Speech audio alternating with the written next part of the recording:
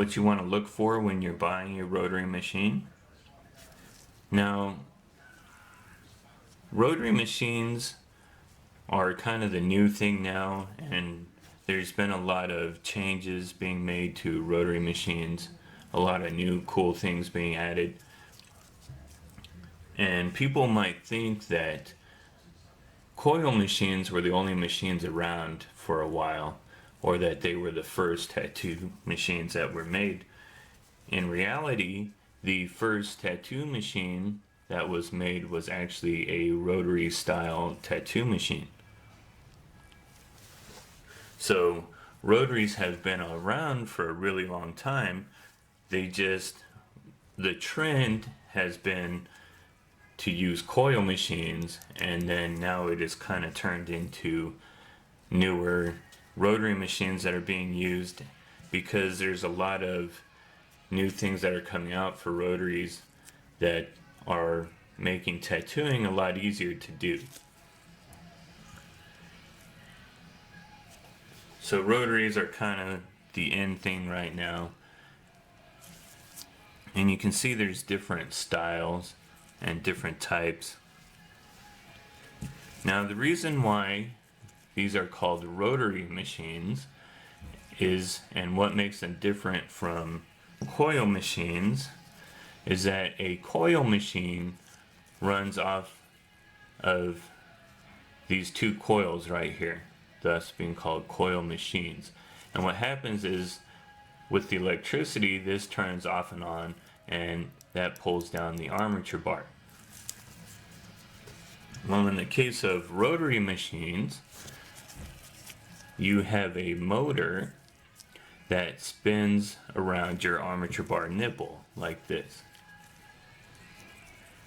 But in the case of some of these, you don't have the armature bar itself. You have the armature bar nipple, but not the bar, unless you get this style of rotary machine that still has the bar.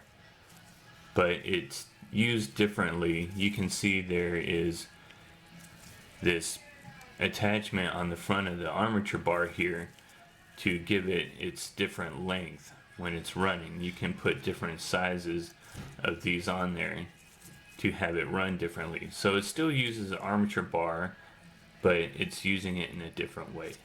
It's not using magnetism to pull the armature bar down. It is using this motor that is in here that spins around and pulls this down and then pushes it back up.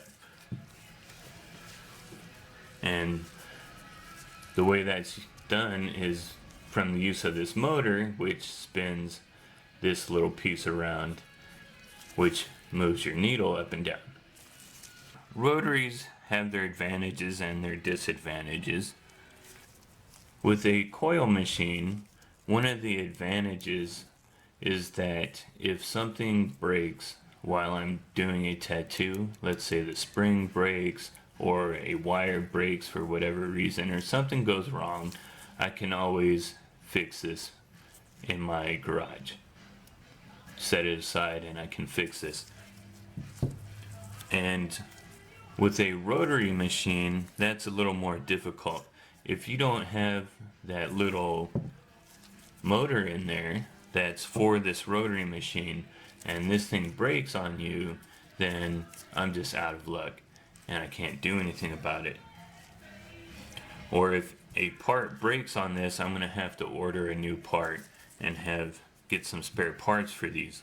The advantage of a coil here is that the parts are a little more easier to get from a hardware store, and I can fix them pretty easy and use things that I can find around the house to fix one of these or make one.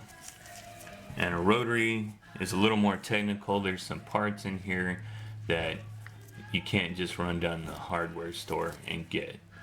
So you might want to keep a second machine around to replace one just in case it breaks.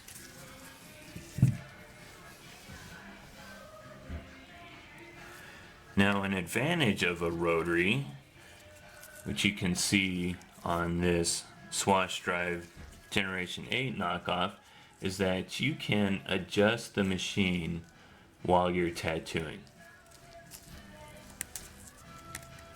with a use of this give clip here. Now, if I push this all the way forward, that makes this very stiff, hard to push down. But if I move this attachment all the way back, I can push down on this pretty easy. And you can see that gives me more throw, and this gives me less. So if I need to make that adjustment to where I need some more throw, I'm going to move that back, and I can do that while I'm tattooing. And if I need a little bit, I can push it up 1 or 2. If I need a lot, I can push it up all the way. So I can tattoo and do lining, shading, and coloring with this machine. And typically with a coil machine, this one it's set up for shading, and then I would have a liner and a color packer. Now you can do several different jobs with a coil machine, and there are some machines that you can do all 3 jobs with in the coil machines, but it's just easier to do those adjustments on a rotary machine than it is to do that on a coil machine. Now, this is a hammer rotary. This is a swash drive knockoff.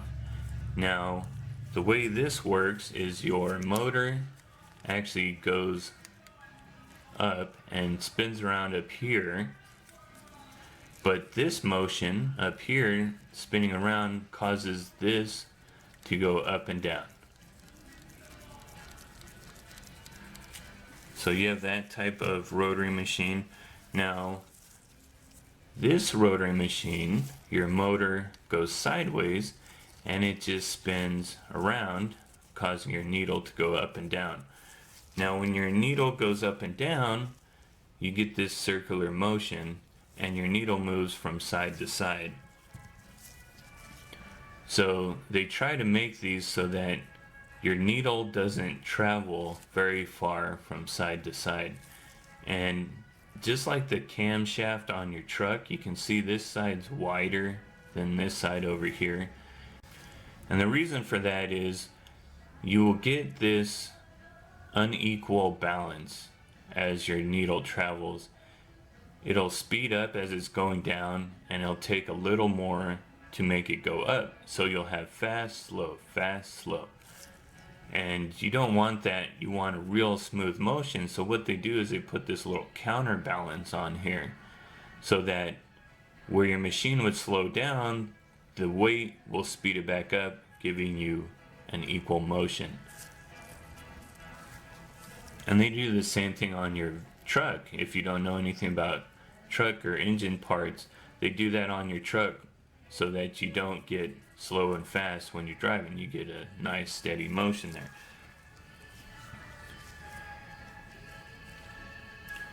So this Swash Drive Generation 8 knockoff is pretty much the same as this hammer rotary here, except for you can see the hammer rotary doesn't have any bells and whistles. It's pretty simple, and you can't really adjust this. But then this one has all of your bells and whistles on it. You have the give clip, and then you have the adjustment for your needle bar, and then you have your clip cord adapter here that has a RCA and the attachment for your clip cord. So this is like your rear binding post, like this, except for it has a RCA adapter on it as well. So if you're using a clip cord or RCA, you can use this. So you can make a lot of adjustments to this machine. This machine only costs $10. It's very cheap. You can tattoo with this, but you can't really make any kind of adjustments to it. You kind of have to use it as it is and see if you can get it to work for what you're doing. I use this for lining a lot, because for shading you can't soften up this hit here. It pretty much just hits how it wants to. Now if you have a machine like this that has a give clip on it, this is the same thing as this. This is how you make your adjustment on this one, and on this one, this is how you make your adjustment.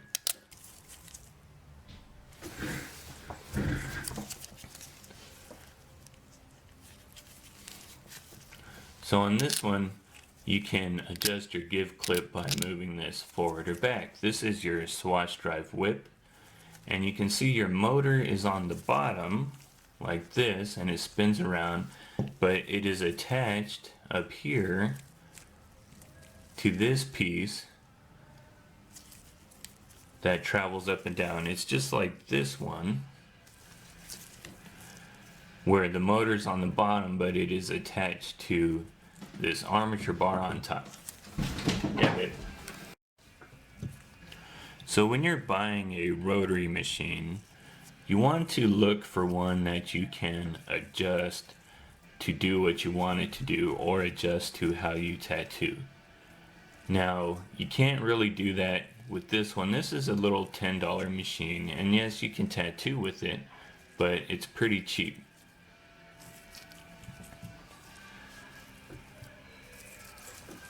And on this one, I have to mess with this a little bit more, but there's not really a whole lot of adjustments you can do to this. It's pretty much use it as it comes, like this. Now, on this rotary machine, it's set up and you can't really adjust it while you're tattooing, but if I wanted to switch out this bar right here, I can adjust it that way. So I can make adjustments to this machine, I just can't do it while I'm tattooing. Unlike this one, where I could make adjustments, but while I'm tattooing, I can also adjust it. So that's an advantage, because if you're tattooing and something's not working right, or you need a little bit more, a little bit less on your give clip, you can make that change and adjust as you go to make your tattooing process a lot easier.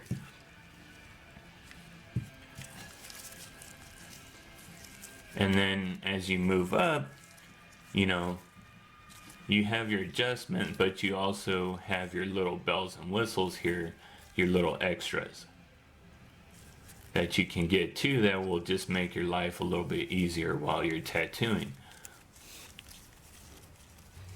Now with a rotary machine, the more voltage you give it, the faster it will run. And the less voltage you give it, the slower it will run. So with the coil machine, the more voltage you get, the harder it will slam down, the harder it will hit. On a rotary machine, the more voltage you give it, the faster it will spin around. It'll just make it go faster or slower when you adjust the voltage. So that's the difference between your coil machine and your rotary machine. Now, a lot of people, when they first start tattooing and they're using coil machines, they have a hard time packing in color. And some of the reason for that is if you're buying cheap machines, that they're not built for packing color. You have to set them up for packing color. So an advantage to buying a cheap rotary machine over a cheap coil machine is that rotaries are a lot easier to pack color with. And especially this Stealth knockoff, this thing packs color like crazy. I don't even have to try, and this thing likes to pack color. And you can put a longer stroke on this by adjusting this bar, and the longer stroke will help you pack color better than having a shorter one on there. So just to show you kind of this hammer rotary machine I'll use for lining. I don't use it for much else. This Stealth knockoff will do shading and color packing. I like to use this swatch drive whip knockoff for lining, but you can also use this for whip shading and shading also. And then these two machines I'm still working with. They're still pretty new. I still gotta figure out what I like to use them for. So all of these are knockoff machines. This machine was only 10 bucks. I've seen them selling these for around $40. Don't buy them at 40 bucks. Buy them at $10. If you're buying them at 40, you're getting ripped off. They're not a $40 machine. They are a $10 machine, and that's what they're worth. I would suggest that you buy some knockoffs first and see how you like the machine, see how it runs, before you go out and you buy a $600 machine. You know, they have some Stealth knockoffs that are really good for a couple $100. You know, see how you like them. You might stick with the knockoff if it works just fine for you, or you might want to spend that extra money and get the machine with the better motor in it. Now, a lot of these clones and knockoffs have the same parts. They're just the same machine mostly as some of the more expensive ones, except for the expensive ones use better quality stuff. So you might have the same body but a better motor in the more expensive machine, and the motor might last you a lot longer than one of these knockoffs. This thing could burn out on you at any time and you would have to try to replace it. And probably if you buy a more expensive machine, you could probably send it back and have it replaced for you. Unless you buy a knockoff, then you're going to have to try to find a motor that you can switch out. Now, you can do a Rca adapter on a rotary machine, or you can get a setup like this where you can use your clip cord and your Rca adapter. But what you have to do, and you can see on this machine, is you have to be able to get to your positive and negative side on your motor here in order to hook up the positive and negative to a Rca adapter. So you can do that, but on some machines, like this one, you can see it, but you can see on this machine you're probably going to have to take it apart in order to do that. And you might have to rig something. So you would take this off and see where the back of the motor is at, and you'd have to rig it so that you can use a Rca adapter. And if you have a really expensive rotary, I wouldn't suggest that you do that. But if you have a little cheapie here and you want to try something like that, then you're not going to be out much if you accidentally break something. So let me show you what this little attachment is here. Needle bar tensioner. And what that is you just insert your needle here and put it on your armature bar, and then you're going to adjust your tube here.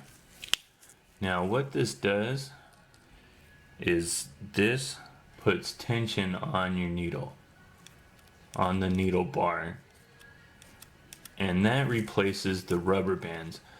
The rubber bands would hold this needle bar in the middle of your tube, and that's where you want your needle at. But instead of putting rubber bands around this, what you do is you put this little wheel here, and this is a little wheel with a notch, a little groove in the middle of it that the needle bar should fit into, and you put that on the needle bar, and then you just turn this until your needle bar is running in the middle of the tube where it's supposed to be at. And this way you don't need any rubber bands around your needle bar. This will do the job for you. And when you're done, you just loosen that up and remove it.